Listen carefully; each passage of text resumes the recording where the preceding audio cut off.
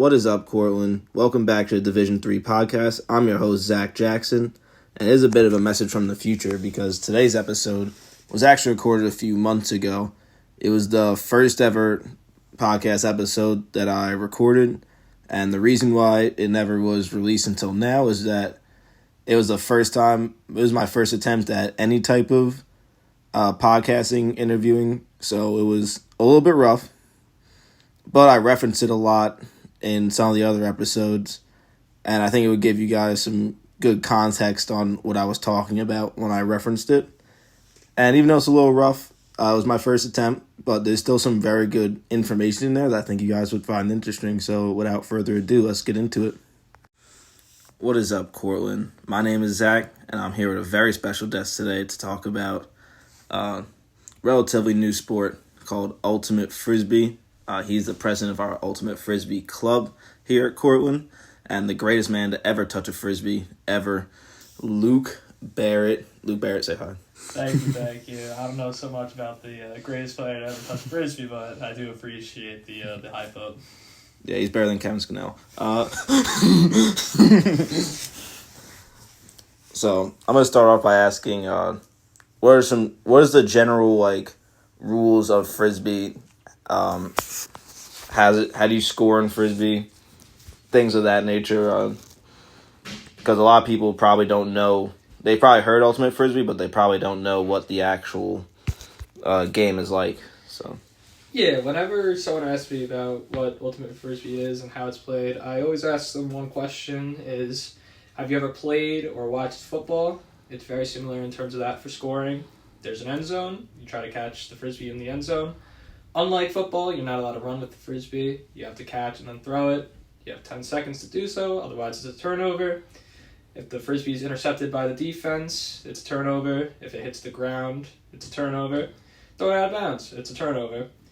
The way you score is, like I said, caught in the end zone. Both feet have to be in, or just 1 foot. College football rules in terms of out of bounds. Outside of that, it's a 7-on-7 sport. 7 offense, 7 on defense. You play defense like you would any other sport, like soccer, basketball. Usually it's man. You can throw zone defense at them. But, those are pretty much the basics of the sport. All right, so it's my understanding that Ultimate Frisbee has a very interesting way of calling fouls and things like that because there are no refs in Ultimate Frisbee. So would you like to explain some more intricate rules? Yeah, so as you said, Frisbee is a self-officiated sport. The way that people go about making calls, it's self-officiated, as we just said, but there's an overarching category of Ultimate Frisbee called Spirit of the Game. Spirit of the Game just means that you're not abusing rules because it's self-officiated. You're keeping your opponent safe, your teammates safe. You don't want to do anything drastic that may injure them, especially since Frisbee is considered a non-contact sport. The reason why we have this Spirit of the Game type rules is so people don't abuse the rules and that people, stay approaching sportsmanship in a good way. Frisbee is a very new sport. We don't want people getting it too competitive and getting it toxic and things like that.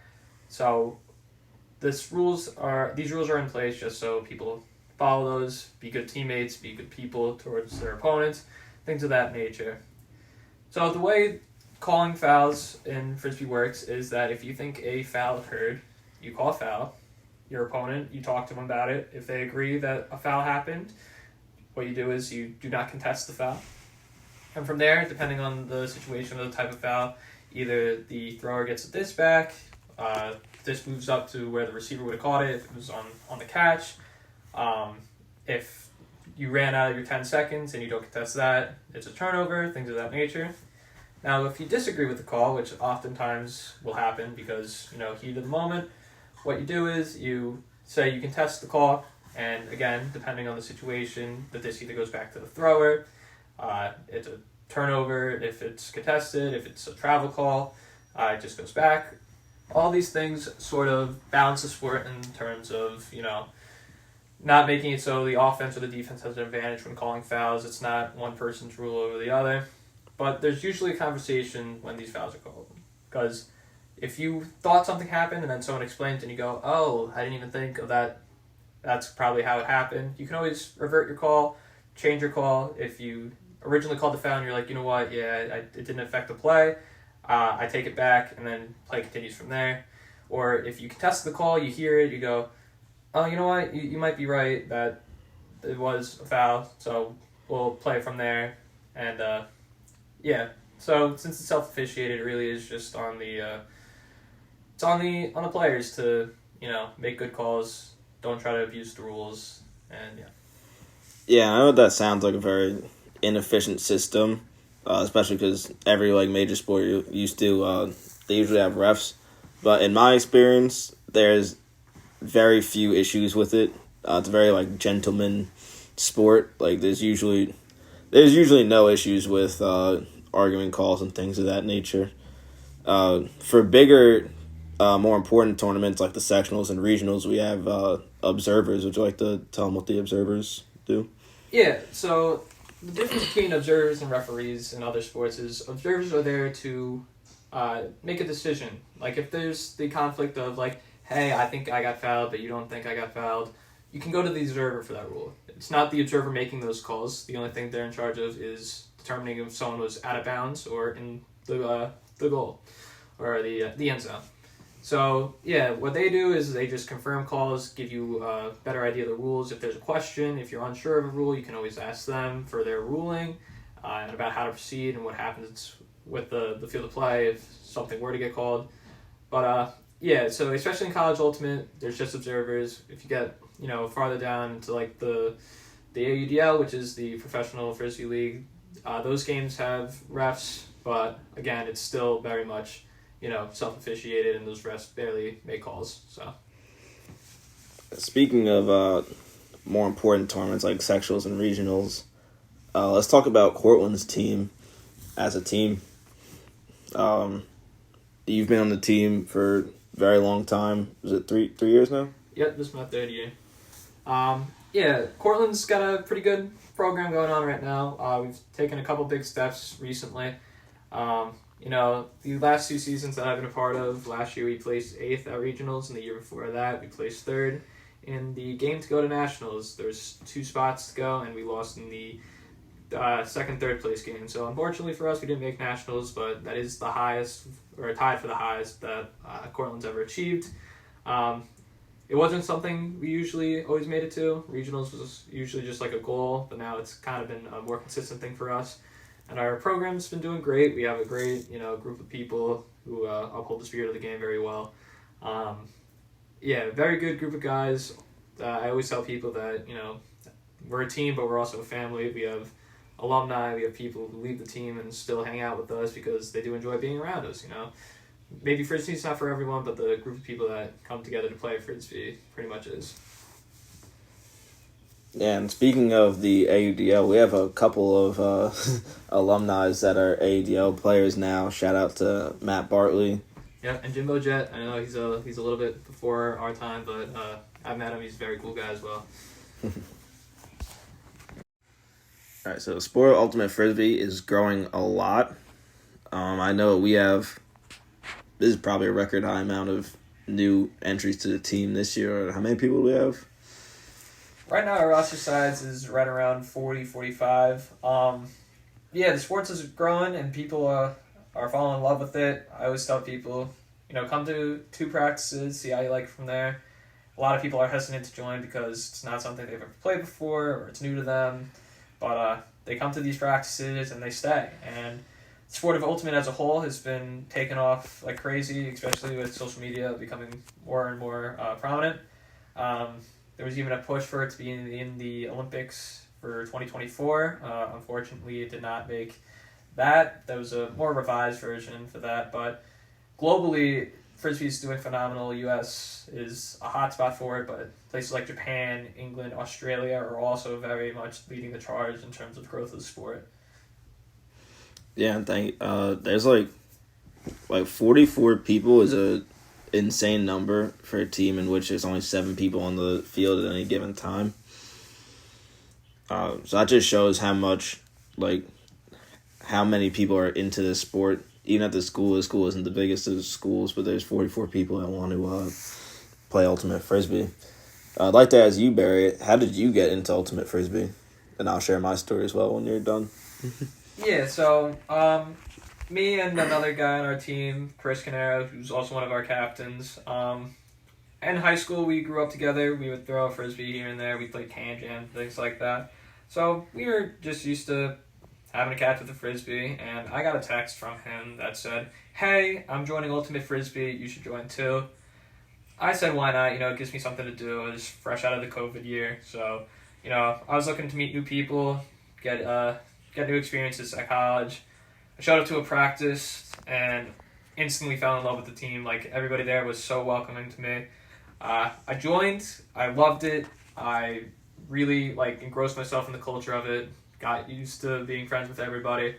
And from there, I just fell in love with it more and more. I played pickup over the summer. After that, then, I was elected captain. So the following year at Cortland, I got more into it. This summer, I played in a summer league with another one of the guys on the team. And from there, it's kind of, I'm not going to say an addiction, but it's definitely something that's really taken a part of my life. That, I just really enjoy the culture of playing Frisbee with people and playing the sport, obviously, because you can love the sport, but sometimes it can be toxic and the people aren't so great to be around, and that's just totally not the case with Frisbee.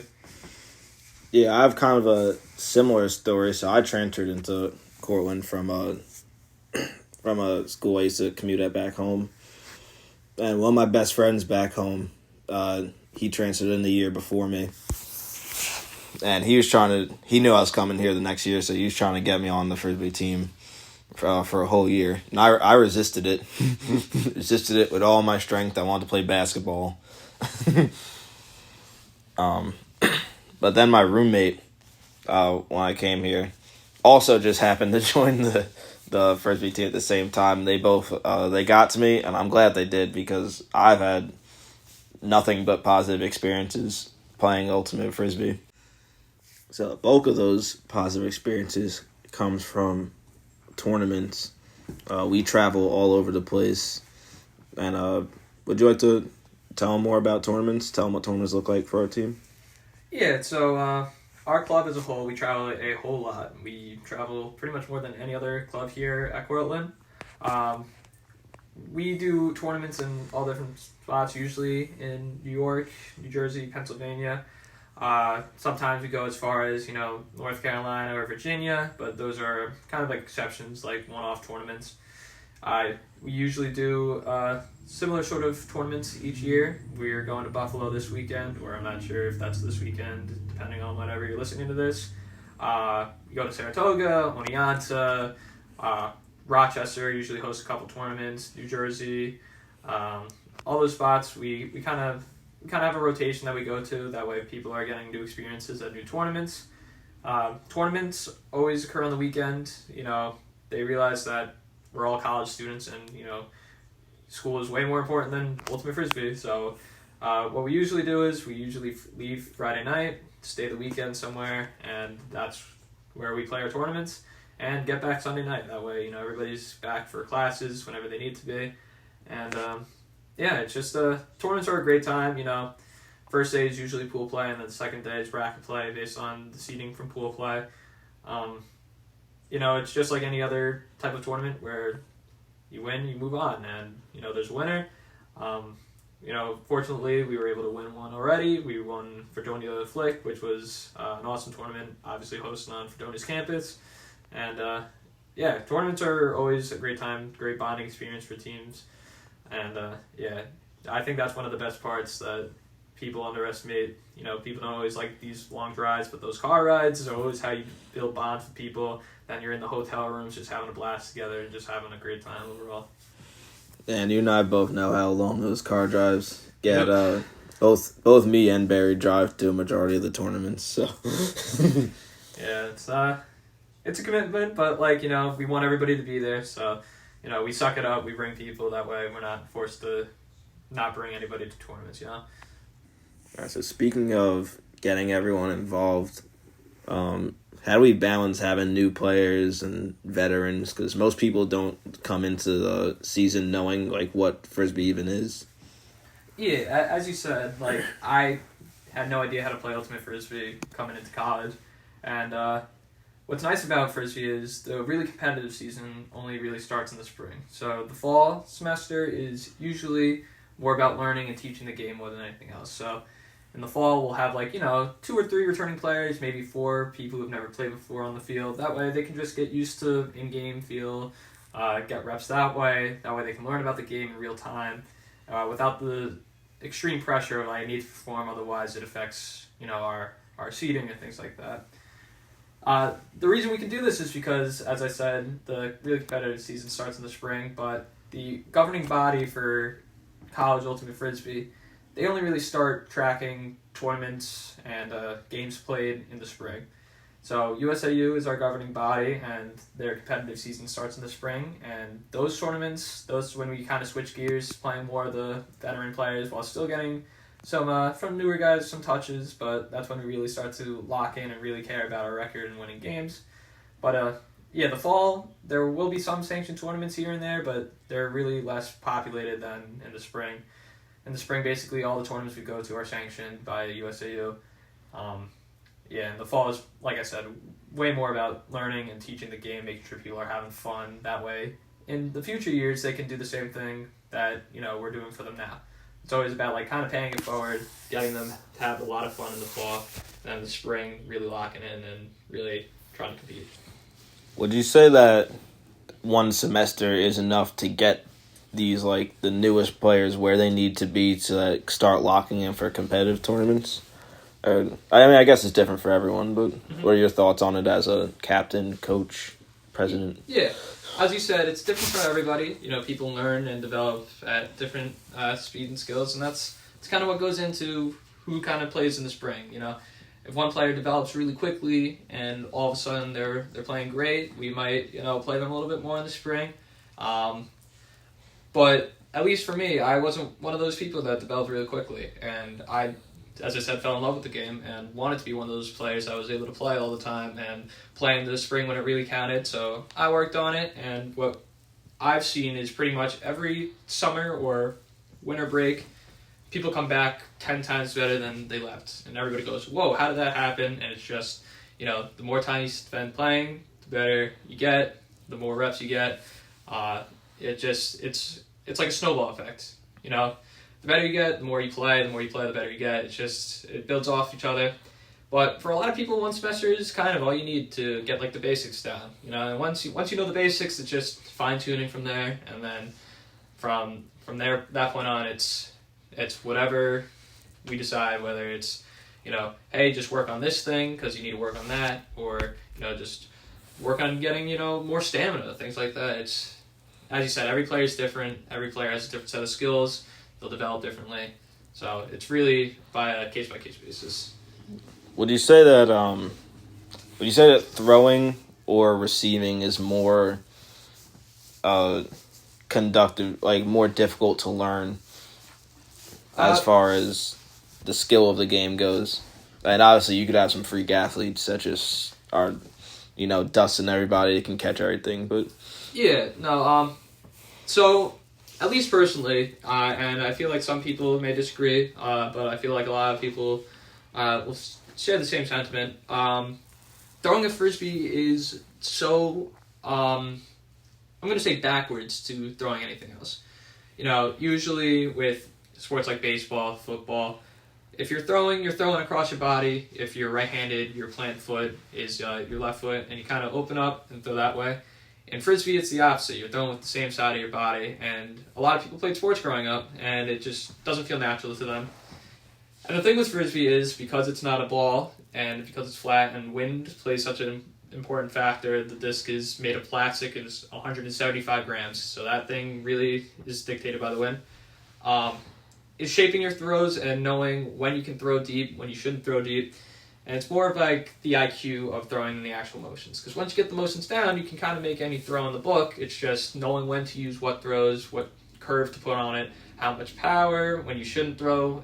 If the wind's 30 miles per hour in your face, probably you're not going to throw those 50-yard throws.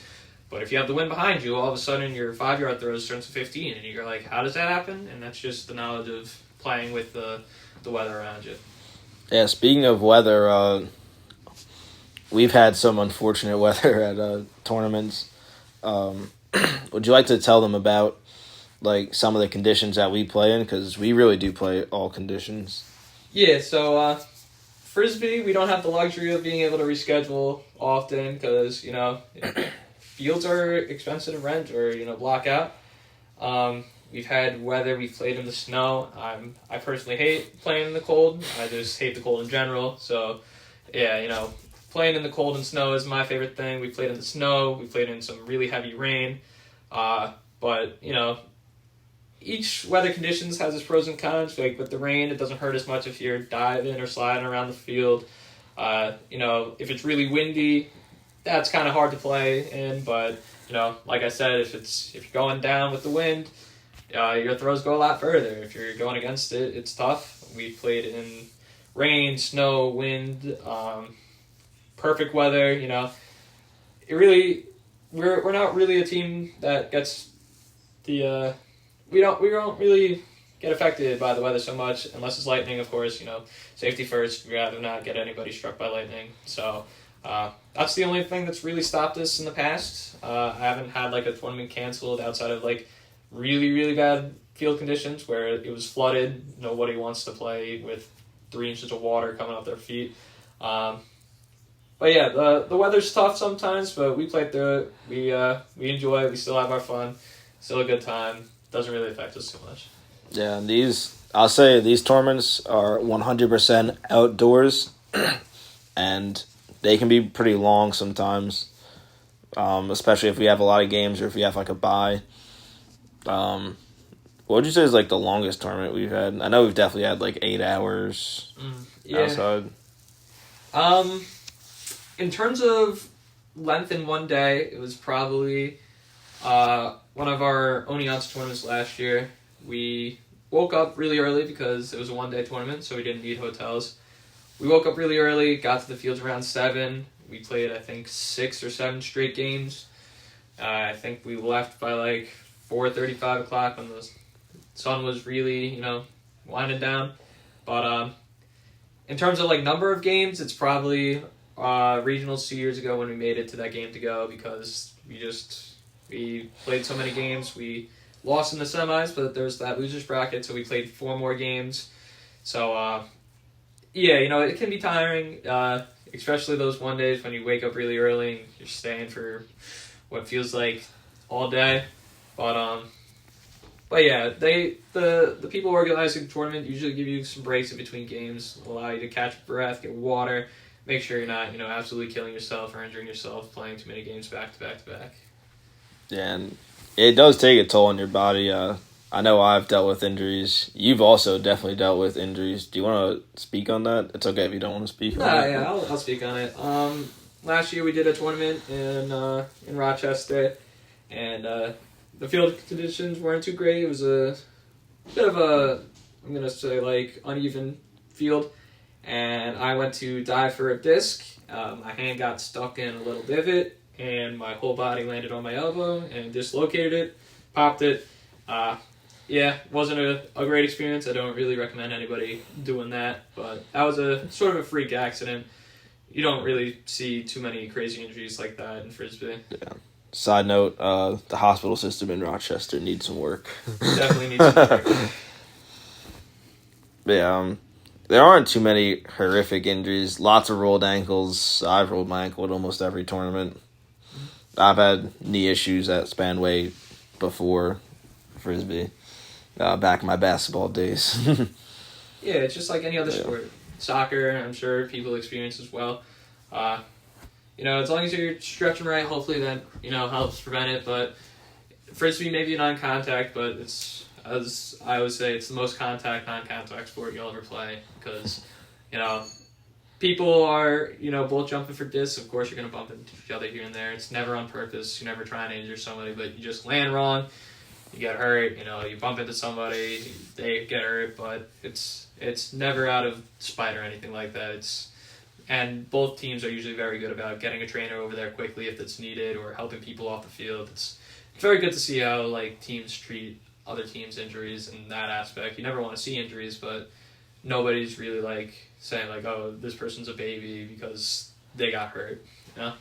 Yeah, it is kind of and it's not good to see, but it's good to see how your team reacts when the other team there's an injury. Like, we'll be going at, even in the most fierce, most competitive games, like the last tournament we were at, the other team had a injury that was very unfortunate, and we actually ended up ending the game because of it, because he needed medical attention, and no one like said anything about it. Everyone took a knee. So that part of it was nice to see. Obviously, the injury was not good to see, but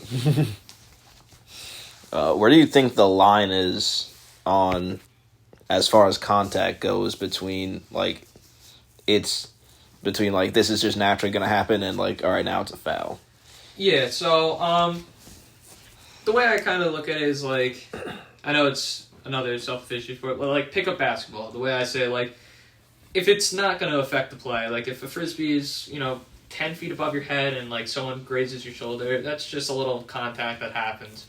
But if I have a disc in my hand and someone comes flying at me like a linebacker coming across the middle and lowers the shoulder, it's definitely a foul. And there's also an interesting rule for USAU called dangerous play, where they value the safety of players a lot.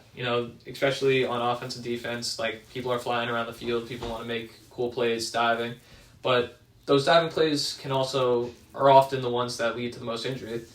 So a dangerous play rule in frisbee is when someone commits a action or motion that can seriously injure another player. So if a defender is trying to go play defense on an unsuspecting receiver on the other side of the field, and this receiver's eyes are on the disc the entire time, and the defender comes out of their blind spots, hits their shoulder, spins them around, and knocks them over, that's what we call a dangerous play. And the reason we do that is because, like any other sport, it's very hard to be wary of your blind spots when you're receiving the disc, and because the disc can float for so long, you don't want people making dangerous plays in the air, trying to get up on top of people, landing on people wrong.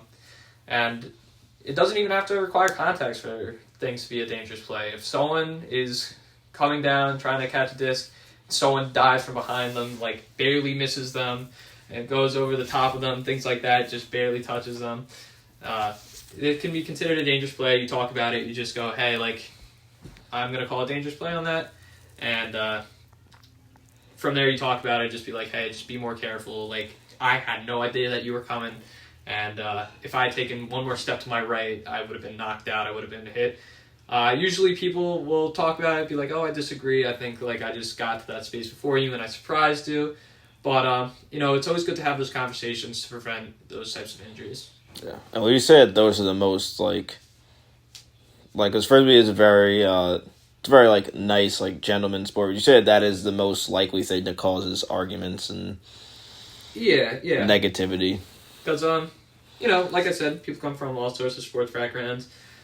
Usually I find it's the football crowd that really has objections to like contact being called a foul, because they're used to pads, helmets, all those things, like really hitting each other. But frisbee, you don't have that. You don't have any pads, you don't have helmets, so that contact hurts a lot more when it happens. Like, some people can shrug it off. Bigger guys will be like, oh, come on, that's nothing. But I'm not a large individual. I get bounced around a lot, so for me, like, those things are much more dangerous than what football players might consider like an actual foul. But the reason those rules are in place is to prevent hard hits and things like that, especially in the air. But yeah, the football crowd, usually it's on the sidelines, so they go like, I can't believe someone called that. And then we try to correct them, be like, well, in other sports that might not be considered, but frisbee is supposed to be non-contact, and while contact is inevitable, we try to limit it as much as possible. Yeah, and I think we're going to wrap this up soon, but I have one question that I'm going to ask every single person that comes on this podcast. What is your most embarrassing moment in terms of playing frisbee? I think it does have to be dislocating my elbow. I was just, the tournament, frisbee is also about having fun. It was a costume tournament, so I was in a homemade cow costume where I took a white shirt and drew cow print on it with a Sharpie. I went to the hospital with Jack over here. Jack happened to be in a dragon onesie at the time, and I got to the hospital. I explained what happened. I said, I dislocated my elbow playing a non-contact sport, landed on it, and they're looking at us like, are these kids on something? Because they're in Halloween costume, and it's October 14th, or whatever it was. So I think it was more embarrassing to the fact afterward than the moment in, but something about dislocating your elbow at a costume tournament, dressed as a cow and needing medical attention. It's a bit embarrassing. Yeah, I'll say it was embarrassing for me to walk into the hospital in the dragon onesie as well. Yeah. Side note, he cried in the car. I'm gonna say I did not cry in the car. However, I did make some noises because tears were not shed. I think my body just shut down at that point. But Zach's also accidentally drove past the urgent care, and at that point, I may have sounded like a kid driving past this man. Yeah. I'd argue that. We didn't go to urgent care anyway, so it wasn't that big of a deal.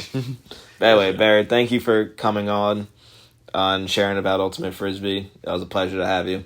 Thank you.